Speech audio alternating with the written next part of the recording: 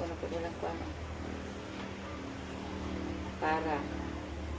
Para sa tanang pump attendant gikan sa management kalisgutan pagdili sa paglingkod samtang naka-duty o gustong pag-atiman sa customer para mapadayon ang maayong serbisyo sa professional nga pamatasan sa atong istasyon.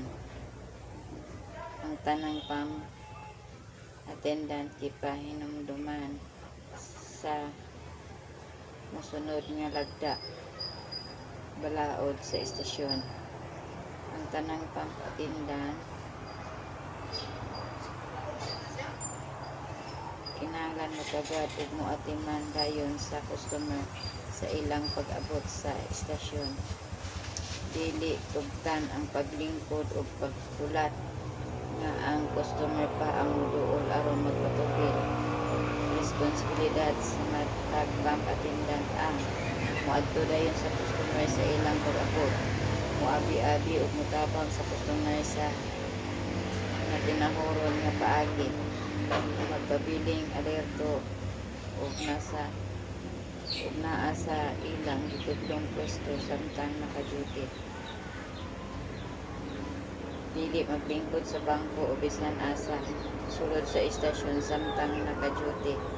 Gawas kung break time o adunay pagtugod gikan sa management. Silot ang bisan kinsang empleyado nga nakit ang naglingkod samtang naka-duty o dili dayon atiman sa customer pagmultahan og 150 matag lapas subay sa pulisyon nga istasyon. Grabe.